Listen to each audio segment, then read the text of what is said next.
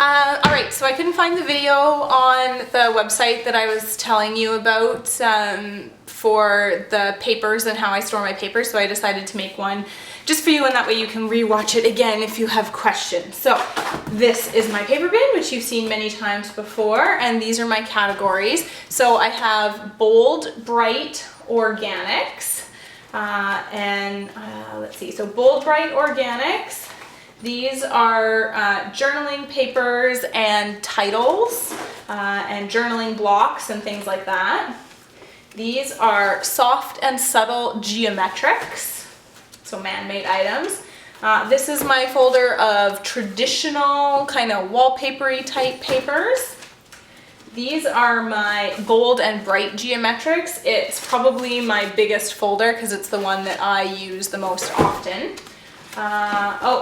This is my journaling papers here. The other one was not journaling papers, but just titles and stuff like that. Neutrals, another folder that I use quite a bit for background papers when I want a pattern paper that's fairly neutral, since I've stopped using cardstock for background.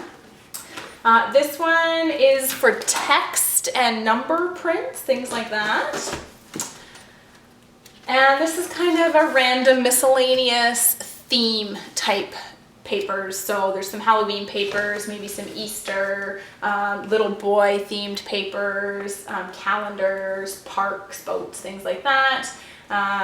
Anything that's very themey, like there's one with in this one there's laundry hanging on the line, which I keep intending to do for a laundry page. I have this one that's a map of the US, cameras, that kind of stuff goes in here. These ticket ones, on the globes, kind of travel themed. I have a Christmas, which is kind of self-explanatory. And this one, oh, sorry, I was wrong. My Halloween ones are separated. They're in a separate one. So my Halloween ones are in here.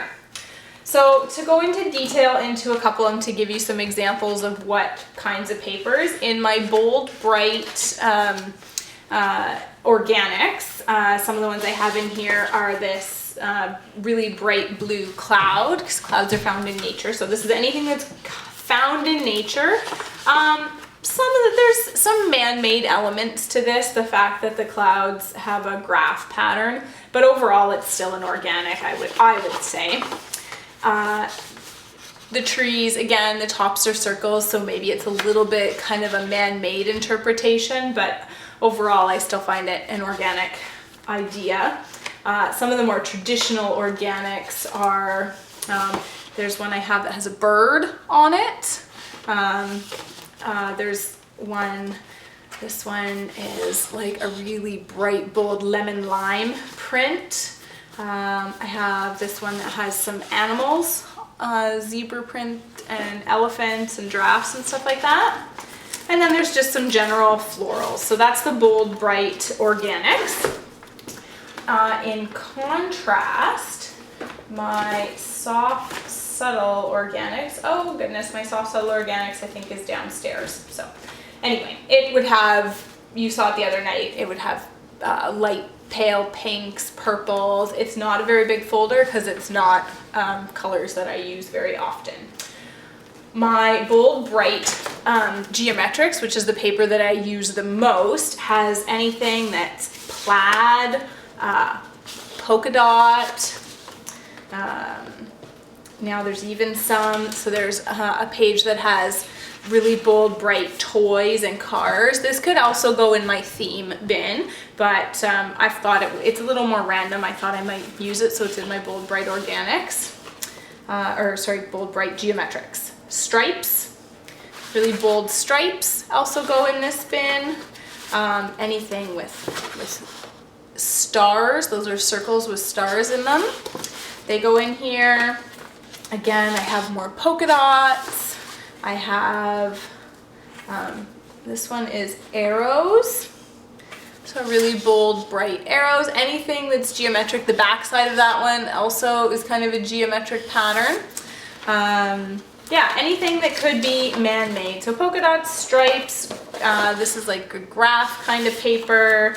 All of that stuff goes in the bold, bright geometrics. And like I said, and chevrons. Chevrons are another really hot thing right now, and they go in this folder as well. So this is one that I use a lot, and hence it is rather full. My soft, subtle geometrics, I have quite a few, but it's not one that I use quite as frequently. Again, same things, polka dots. This one is like a circle with graph paper on it. This could also probably go in my journaling bin, but you just need to decide. There's like a paler green crosshatch, and there's a pale pink chevron. There's some orange and brown, a little paler circles. There's some arrows on a paler green background. And what else? There's some, I have some like baby blue polka dots, some really pale green and brown stripes, almost journaling paper. There's some kind of pink and green muted stars. And what else? Oh, this one could also maybe go in neutral. It's a gray with a polka dot and like a cross hatch. So, and then there's this kind of pale mixed chevron as well. So those are the soft, subtle geometrics. So these are things that you would want to use for anything that was like a softer, maybe a baby boy's room, if you're thinking that way, because it's geometrics tend to be more manly or boyish, or anything. For this one, for example, kind of reminded me of balls of yarn, which are man-made, but they're soft and subtle, and I used this paper on a page about knitting, because the soft and subtle is a little more girly, but the yarn is man-made. So, and then we've got, and then I also have, let's see, my neutral folder. I keep anything that's fairly neutral. So there's stripes, there's polka dots, but this is all in muted tones of grays, pale greens and browns.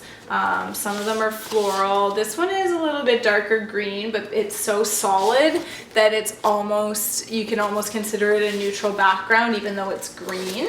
There's a few, like there's like a gray diamond shape, some gray polka dots, anything, pretty much anything in here. And there's even some dark, like there's a dark black circle, but I put anything in here that I could basically use as a background piece. So there's almost a solid kind of brown, a wavy brown, anything that I could use as a background to a page goes in there. This one is kind of a catch-all for anything that isn't necessarily a specific theme. I kind of call it my wallpaper file. It's not that big. It tends to be kind of organic shapes, but that are obvious, like flowy shapes, but that are obviously man-made. So like those are like chandeliers. They're pretty bold and bright. There's a mix of flowers, which are organic, but polka dot circles, which are geometric. I have these couple pages in here that are these frames, which are kind of in right now. They're kind of a weird mix of organic and, you know, that one kind of looks. So anything that I kind of think is wallpapery.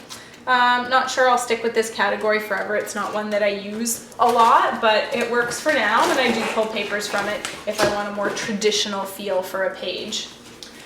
This one, some of this paper actually is in the wrong folder, but that's okay.